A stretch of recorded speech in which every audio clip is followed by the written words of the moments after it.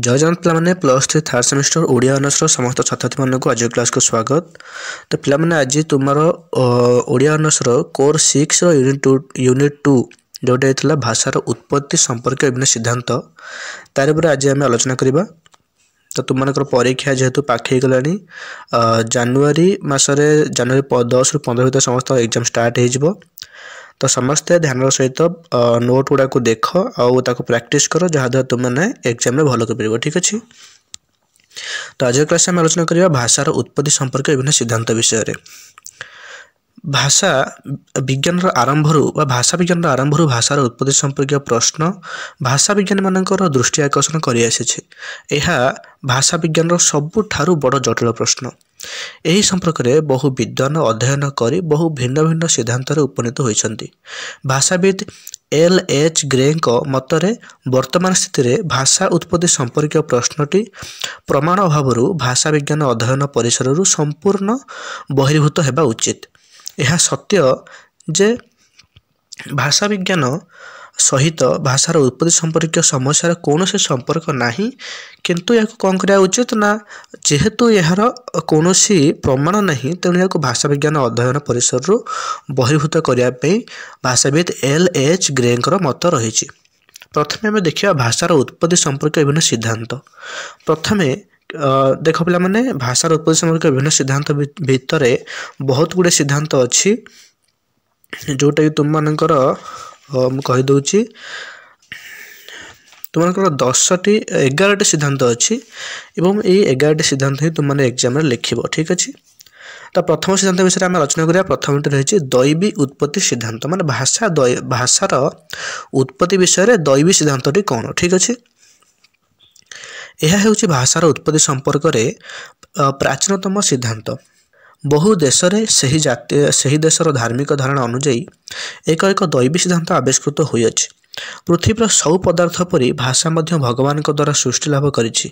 जन्मग्रहण करिया मात्रे मानव जेपरि श्वास प्रश्वास और रक्त संचालन प्रभृति शक्तिर अधिकारी हुए सेहीपरि भाषा शक्तिर मध्य अधिकारी होइଥାଏ। भारतीय परंपरा रे वेदर भाषा संस्कृत बा देवभाषा। कृष्ण द्वैपायन व्यास जास्क प्रभृति विद्वान यही सिद्धांत स्वीकार करिसेंति। मिशरीय माने सेमानक पवित्र ग्रंथ को कहती द्वंत्र अर्थात देवभाषा। होमर विश्वास करथिले जे देवता मानकर भाषा ही मनुष्यर भाषा। कैथलीन मतरे हिब्रू भाषा भगवान द्वारा सृष्टि। बौद्ध माने पाली भाषा को विश्वर मूल भाषा और भगवान बुद्धदेव द्वारा सृष्ट भाषा बोली कहते। तो मोटामोटी भाव में समस्ते प्राय यही जो सब आम भाषाविद मानकर कथा आलोचना कले से कैथलीन हुंतु कि जास्को कृष्ण द्वैपायन व्यास जेकोसी भाषाविद हुंतु एमानकर मत हो कि भाषा हूँ दैवी उत्पत्ति दैवी बा देवता द्वारा सृष्टि। ठीक अच्छे। सेहीपरि भाव में हेरोक्लिटस धारणा थिला जे शब्द आकाशरू स्वाभाविक भाव में सृष्ट मनुष्य द्वारा सृष्ट नुहे। प्लाटों मत समस्त पदार्थ परी भाषा प्रकृति प्रदत्त बा दैवी प्रदत्त। प्लाटो ही कहते कि यह हूँ दैवी प्रदत्त माने देवता द्वारा प्रदत्त। ठीक अच्छे। J.G. हेडर तांकर प्रबंध ओरिजिन ऑफ लैंग्वेज रे यही सिद्धांत को आपेक्ष करी कहिसेंति जदि भाषा हेउची दैवीकृत ते पृथ्वीर सबु मनुष्य एक प्रकार भाषा कहते। ठीक कथा एक कथा। ताहले J.G. हेडर कौन कर समस्त भाषाविद मानकर मतामत को खंडन करी कहिसेंति जदि प्रकृति बा दैवी प्रदत्त जदि भाषा जदि देवता द्वारा सृष्टि ताहले पृथ्वीर समस्त मनुष्य एक प्रकार ही भाषा कही था अलग अलग भाषा कहीं कहते। तो समस्त मत को ये खंडन कर J.G. हेडर। ठीक अच्छे। ग्रेगोरी बिस्बंक मतरे ईश्वर जदि मनुष्य को सृष्टि करछंती से पृथ्वीर सब पदार्थ को सृष्टि करछंती ता भाबिया भूल। अच्छा। ग्रेगोरी बिस्ब तांका मतरे से कहते जदि ईश्वर मनुष्य को सृष्टि करछंती ठीक अच्छे किंतु से सब पदार्थ को सृष्टि करछंती एक कथा भाबिया हमर भूल। मनुष्य मध्य केते पदार्थ सृष्टि करछि। तो सेहीपरि R.A. विल्सन मतरे भगवान हुए तो मनुष्य को उपहार स्वरूप भाषा सृष्टि कर शक्ति देइछंती किंतु मनुष्य ही भाषा सृष्टि करिछि दैवी देवता भाषा सृष्टि करना। ठीक अच्छे। दैवी सिद्धांत को खंडन करने एक ऐतिहासिक घटनार दृष्टांत दि जाई पारे। कौन सी घटनाटी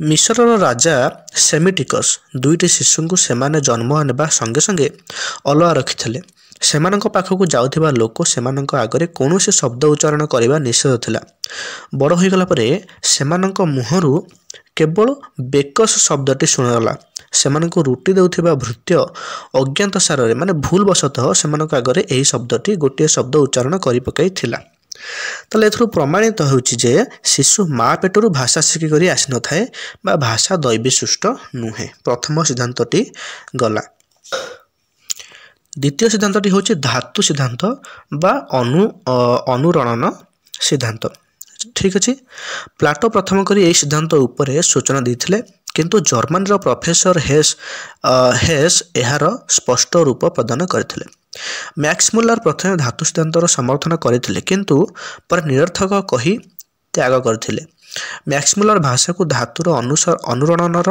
सृष्टि बोली भाबिथिले तांको मतरे पृथ्वी रे तंबा पित्तल लुहा सुना प्रभृति भिन्न भिन्न धातु भिन्न भिन्न ध्वनि सृष्टि करथांती मनुष्य प्रथमे एही ध्वनि को अनुसरण करी अविकल उच्चारण करिया पे चेष्टा कला क्रमे एही अनुकरणर अनुरणनरु भिन्न भिन्न क्रियामूल बा धातुर सृष्टि हैला एही सिद्धांत रे 400 रु 500 पर्यंत धातु थिबार स्वीकार करा जायथिला एही सिद्धांत जुक्ते मने हुए नाही आदि मनुष्य धातुर व्यवहार शिखितला कि नाही एटा मध्ये संदेह मैक्स मुलरଙ୍କ मतरे प्रत्येक शब्दर सृष्टि मूल रही धातु बा क्रियामूल आमे जदि समस्त तथ्य को अनुधान करिबा ताहाले एही सिद्धांत करिबा जे एही धातु सिद्धांतटी अमूलक मने हुए 3 नंबर आसिला संकेत सिद्धांत बा निर्णय सिद्धांत बा स्वीकार सिद्धांत फ्रांस रो प्रसिद्ध विद्वान रूसो समाज संबंध रे गवेषणा कला बेले एही गवेषणा आधार उपरे भाषार उत्पत्ति संपर्कीय एही सिद्धांत प्रतिपादन करथिले तांको मतरे मनुष्य माने आरंभ रे हस्तर संकेत द्वारा भावर आदान प्रदान करथिले माने ठार सहाय्य ठीक अछि किंतु जते बेले देखिले जे केवल हस्तर संकेत द्वारा समस्त काम चली पारु नाही सेते बेले से माने एकत्र होई केतेक ध्वनि को संकेत रूपे स्वीकार करथिले सही ध्वनि संकेत शब्द रूपे परिणत हैला 4 आसला इंगित सिद्धांत पालिनेशियन भाषा विद्वान डॉक्टर राय प्रथमे एही मतवादर उद्भावन करथिले डार्विन 9टी असंभव भाषार तुलनात्मक अध्ययन रे आधार उपरे एहाको प्रमाणित करथिले 1930 ख्रीष्टाब्द रे रिचार्ड ए सिद्धांतर पुनर्विचार करथिले ओ ह्यूमन स्पीच नामक निज ग्रंथ रे एहाको मौखिक इंगित सिद्धांत नाम देइथिले आइसलैंड रो भाषाविद अलेक्जेंडर जोहानसन यूरोपीय भाषा मानकर तुलनात्मक अध्ययन बेले एही सिद्धांत रे उपनीत होइथिले ओ निजर 3टी ग्रंथ रे एहार विस्तृत आलोचना करथिले जोहानसन इंगित सिद्धांत रे 4टी सोपान को ग्रहण करथिले प्रथमटी होछि भाव प्रकाशात्मक सोपान द्वितीय रे अनुकरणमूलक सोपान तृतीय रे अंग इंगित मूलक सोपान चतुर्थ रे आछि सूक्ष्म भाव प्रकाशमूलक सोपान प्रथमे आमे देखिबा भाव प्रकाशमूलक सोपान एही सोपान रे मनुष्य तार आशा हताश क्रोध कारुण्य भय आदि संकेत रे प्रकाश करथाय 2 नंबर रे अनुकरणमूलक सोपान एही सोपान रे मनुष्य विभिन्न जीवजंतु और निर्जीव पदार्थ मानकर ध्वनि को अनुकरण करी ध्वनि संकेत बा शब्द गठन करिथाय 3 नंबर आसला अंग इंगित मूलक सोपान कौन से कारण न थाई मनुष्य चिंतित अवस्था रे थिला बेले अजानत रे एपरि इंगित सृष्टि लाभ करिथिला तापरे सूक्ष्म भाव प्रकाश मूलक सोपान मनुष्यर मानसिक विकास फल रे धीरे धीरे से सूक्ष्म भाव प्रकाश लागी शब्द सृष्टि कला नेक्स्ट थिला ध्वनिनुकरण सिद्धांत एही सिद्धांत अनुଯାयी मनुष्य निजर पारिपार्श्विकर थिबा बा पारिपार्श्वर थिबा पशुपक्षी मानक ध्वनि को अनुकरण करी केतेक शब्द निर्माण करिथिला एही शब्द भाषा सृष्टिर कारण हैला बिलेर म्याऊ म्याऊ राब अनुଯାयी चीना भाषार म्याऊ हिंदीर म्याऊ प्रभृति पशुपक्षी मानकर राबर अनुकरणर सृष्टि बोली अनुमान कराଯାଏ एही सिद्धांत मध्य ଏହି ସିଦ୍ଧାନ୍ତ ମଧ୍ୟ ସିଦ୍ଧ ଲାଭ କରିପାରେ ନାହିଁ। ଏହି ଧ୍ୱନିକୁ ବା ଏହି ସିଦ୍ଧାନ୍ତକୁ ସ୍ୱୀକାର କଲେ ବିଶ୍ୱର ସବୁ ଭାଷାରେ ପଶୁପକ୍ଷୀମାନଙ୍କର ଧ୍ୱନିକୁ ଗୋଟିଏ ମାତ୍ର ଶବ୍ଦରେ ପ୍ରକାଶ କରାଯିବା ଉଚିତ ଏବଂ ଏହି ଧ୍ୱନିରୁ ଜାତ ଶବ୍ଦ ମଧ୍ୟ ଉଣା ଅଧିକେ ସମାନ ହେବା ଉଚିତ, କିନ୍ତୁ ଏପରି ଲେଖା ଯାଉନଥିବାରୁ ଏହି ସିଦ୍ଧାନ୍ତ ଭ୍ରମାନ୍ତକ ଅଟେ।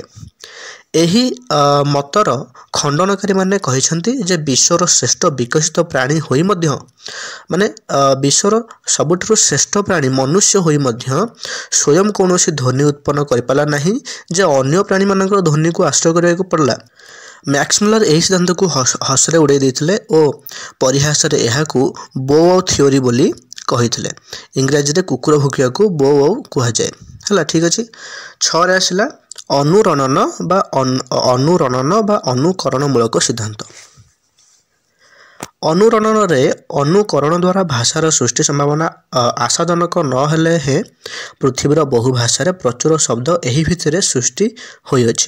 ଯଥା ଇଂରାଜୀରେ ମର୍ମର, ଗ୍ୟାଜ୍, ତାପରେ ଥଣ୍ଡର, ପଥପଥ ଧ୍ୱନି ପରି ପଲ୍ଲବ ପଡ଼େ ବୋଲି ସଂସ୍କୃତରେ ତାର ନାମ ପତ୍ର, ସେହିପରି କଙ୍କଣ, ମର୍ମର, ନଦ, ନଦୀ, ଝଟ, ନିଜର ପ୍ରଭୃତି, କିନ୍ତୁ ଏଗୁଡ଼ିକର ସଂଖ୍ୟା ଭାଷାରେ ଏତେ ସୀମିତ ଯେ ଅନୁରଣନର ଅନୁକରଣରେ ଭାଷା ସୃଷ୍ଟି ସମ୍ଭବ ନୁହେଁ। 7ରେ ଆସିଲା ଭାବାବେଗ ସିଦ୍ଧାନ୍ତ। କାର୍ଲୀଫ ହେଉଛନ୍ତି ଏହି ସିଦ୍ଧାନ୍ତର ପ୍ରଥମ ସିଦ୍ଧାନ୍ତକାରୀ।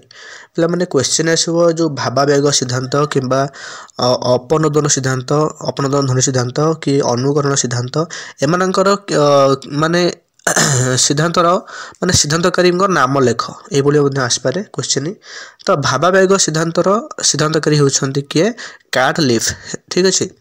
ଏହି ସିଦ୍ଧାନ୍ତ ଅନୁଯାୟୀ ମନୁଷ୍ୟ ପ୍ରଥମେ ବିଚାର ପ୍ରଧାନ ହେବା ଅପେକ୍ଷା ଅଧିକ ଥିଲା ଭାବ ପ୍ରଧାନ। ଭାବାବେଗ ବଶତଃ ତା ମୁଖରୁ ଆହ୍ଲାଦ, ବିଷାଦ, ଜିଜ୍ଞାସା, ନିନ୍ଦା, ପ୍ରଶଂସା ସୂଚାଉଥିବା ଧ୍ୱନି ସବୁ ବାହାରି ଆସୁଥିଲା। ସ୍ନାୟବିକ ପ୍ରବୃତ୍ତି ପରି ଏହା ହେଉଛି ତାର ସ୍ୱାଭାବିକ ମାନସିକ ପ୍ରବୃତ୍ତି।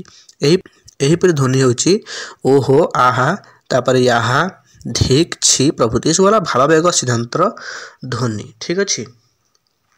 ଭିନ୍ନ ଭିନ୍ନ ଭାଷାରେ ଏହି ଶବ୍ଦଗୁଡ଼ିକ ସମାନ ନୁହେଁ, ତେଣୁ ଏହାକୁ ମନୁଷ୍ୟର ସ୍ୱାଭାବିକ ପ୍ରବୃତ୍ତି କହିବା ଠିକ୍ ନୁହେଁ। ଏହି ଶବ୍ଦଗୁଡ଼ିକ ଅଧିକାଂଶ ସମୟରେ ବାକ୍ୟର ବାହାରେ ରହନ୍ତି। 8ରେ ଆସିଲା ଅପନୋଦନ ଧ୍ୱନି ସିଦ୍ଧାନ୍ତ। ଏହି ମତବାଦର ଜନ୍ମଦାତା ହେଉଛନ୍ତି ଭାଷାବିତ୍ ନୟେର। ଠିକ୍ ଅଛି। ଅପନୋଦନ ଧ୍ୱନି ସିଦ୍ଧାନ୍ତର ଭାଷାବିତ୍ ବା ସିଦ୍ଧାନ୍ତକାରୀ ହେଉଛନ୍ତି ନୟେର। ତାଙ୍କ ମତରେ ଯେତେବେଳେ କୌଣସି କଠିନ ପରିଶ୍ରମ କରାଯାଏ ସେତେବେଳେ ଫୁସଫୁସରୁ ଶ୍ୱାସ ଜୋରରେ ନିର୍ଗତ ହୁଏ, ଯାହାଦ୍ୱାରା ଶରୀରକୁ କିଛି ଆରାମ ମିଳେ। ଚଞ୍ଚଳ ନିର୍ଗତ ଏହି ଶ୍ୱାସକ୍ରିୟାର ପ୍ରତିକ୍ରିୟା ଯୋଗୁଁ ସ୍ୱରତନ୍ତ୍ରୀମାନଙ୍କରେ କମ୍ପନ ଜାତ ହୁଏ ଏବଂ ଏହି କମ୍ପନ ଫଳରେ ସ୍ୱତଃ କେତେକ ଧ୍ୱନି ସୃଷ୍ଟି ହୋଇଥାଏ। ଉଦାହରଣ ସ୍ୱରୂପ ଧୋବା ଲୁଗା କାଚିଲା ବେଳେ କ'ଣ ହିଓ ହିଓ ଏଭଳି ଭାବରେ ଶବ୍ଦ କରେ, ଛିଓ ଛିଓ ଏଭଳି ଭାବରେ ଶବ୍ଦ କରେ। ଠିକ୍ ଅଛି। ଏହି ସିଦ୍ଧାନ୍ତର କୌଣସି ତର୍କ ସଙ୍ଗତ ମତ ନାହିଁ, କାରଣ ଏହି ଭିତରେ ସୃଷ୍ଟ ଶବ୍ଦମାନଙ୍କର ସଂଖ୍ୟା ଅତି ନଗଣ୍ୟ ଓ ଭାଷାରେ ଏଗୁଡ଼ିକର କୌଣସି ବିଶିଷ୍ଟ ସ୍ଥାନ ନାହିଁ। ତାପରେ 9 ନମ୍ବରରେ ଆସିଲା ଟାଟା ସିଦ୍ଧାନ୍ତ। ଏହି ସିଦ୍ଧାନ୍ତ ଅନୁସାରେ ଅତି ପ୍ରାଚୀନ କାଳରେ ଆଦିମ ମଣିଷ କାମ କରିବା ସମୟରେ ଉଚ୍ଚାରଣକ୍ଷମ ଅବୟବମାନଙ୍କର ଅନୁକରଣ କରିଥାଏ ଏବଂ ଏହି ଅନୁକରଣରେ କିଛି ଧ୍ୱନି ସଂଯୁକ୍ତ ଥିବାରୁ ବା ହେବାରୁ ଶବ୍ଦର ସୃଷ୍ଟି ହୋଇଥିଲା। ଏହି ଧ୍ୱନି ଓ ଶବ୍ଦରୁ ଭାଷାର ସୃଷ୍ଟି ହେଲା, କିନ୍ତୁ ଭାଷା ଉତ୍ପତ୍ତି ପ୍ରଶ୍ନର ସମାଧାନ ଏଥିରେ ସମ୍ଭବ ନୁହେଁ। ଏହି ଅନୁକରଣ ସଭ୍ୟ ମଣିଷ କିମ୍ବା ଅଦ୍ୟାବଧି ପୃଥିବୀର ବହୁ ଅଞ୍ଚଳରେ ଥିବା ଅସଭ୍ୟତମ ମଣିଷ ନିକଟରେ ଦେଖାଯାଏ ନାହିଁ। 10ରେ ଆସିଲା ସଙ୍ଗୀତ ସିଦ୍ଧାନ୍ତ। ଏହି ସିଦ୍ଧାନ୍ତ ଅନୁସାରେ ଭାଷାର ଉତ୍ପତ୍ତି ଆଦିମ ମଣିଷର ସଙ୍ଗୀତରୁ ହୋଇଅଛି। ଡାରୱିନ୍ ଏବଂ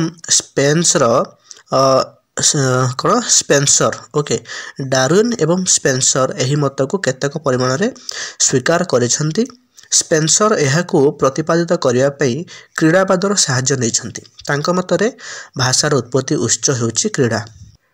ପ୍ରେମ, ଦୁଃଖ ଆଦି ଅବସରରେ ମଣିଷର ସ୍ୱରତନ୍ତ୍ରୀ ସ୍ପନ୍ଦିତ ହୁଏ। ପ୍ରଥମେ ଏଥିରୁ ସୃଷ୍ଟି ହୁଏ ଅର୍ଥହୀନ ଅକ୍ଷର, ପରେ ଏହା ବିଶେଷ ପରିସ୍ଥିତିରେ ଅର୍ଥାନ୍ୱିତ ହୁଏ। ଏହି କ୍ରମରେ ଭାଷା ସୃଷ୍ଟି ହୁଏ। ସଙ୍ଗୀତ ସିଦ୍ଧାନ୍ତ ମଧ୍ୟ କେତେକ ଦୃଷ୍ଟିରୁ ଭ୍ରମାତ୍ମକ। हुए तो मनीष थिला अति मात्रा भावुक भावुक संभवतः गुणु गुणु हेबारे से आनंद पाउथला कई कई होई संकेतरे बा सक सक होई कांदुथिला हूँ हूँ करि तार क्रोध प्रकाश करुथिला किंतु एथुरु भाषार सृष्टि हेबो किपरि एहा मध्ये भाषार उत्पत्ति संपर्क रे सठिक मत सम्मत नुहे तापर लास्ट को आसला तुमरो प्रेम सिद्धांत एही मतवादर उद्भावक हेउछंती प्रोफेसर हडसन प्रेमावेग सह भाषार संपर्क सिद्धांत करी तांकर सेमाने एपरि नामकरण करथिले एही मतवाद सहित संगीत मतवादर केतक सामंजस्य रहिछि मनुष्यर सकल भावावेग मध्य प्रेम हेउछि श्रेष्ठ जहाँ संगीत सृष्टि करिया पई मनुष्य को अधिक प्रेरणा जोगाई थाए प्रेमिक प्रेमिका पाखरे एवं प्रेमिका प्रेमिक पाखरे निज हृदयर आवेग प्रकाश करिबा पई व्याकुल होई उठे फल तार अंतर्निहित केतेक भाव स्वतः ध्वनि प्रकाशित हो जाए एकदा एही प्राणी रे शब्दर सृष्टि होइथिला एवं शब्दरु भाषार सृष्टि होला बोली माने कोन हर्षनकर मत थिला ठीक अछि एही सिद्धांत स्वयं संपूर्ण नुहे कारण प्रेम मनुष्यर श्रेष्ठ भाववेग हेले हे सर्वकालीन नुहे एवं एही भाववेगर सृष्टि ध्वनि एते व्यापक नुहे जहाँ भाषा सृष्टि करिबा पई समर्थ हेबो तो पे ये तुम मानकर भाषार उत्पत्ति संपर्कीय 11टी सिद्धांत एथर तुम मानकर 4 मार्किया 5 मार्किया आसपे ठीक अच्छे 4 मार्किया आसपे कि संगीत सिद्धांत उपरे संगीत सिद्धांत संपर्क व्याख्या कर कि टाटा सिद्धांत उपर व्याख्या कर एभली तुम मानकर सर्ट क्वेश्चन आसपे तापर क्यों सिद्धांतर माने उद्भावक किए एमती क्वेश्चन तुम मानकर आसपे तापर लंग क्वेश्चन तुम मैंने समस्त एक सिद्धांत लिखब अल्प अल्प करी जितने से रोचे जय जगन्नाथ।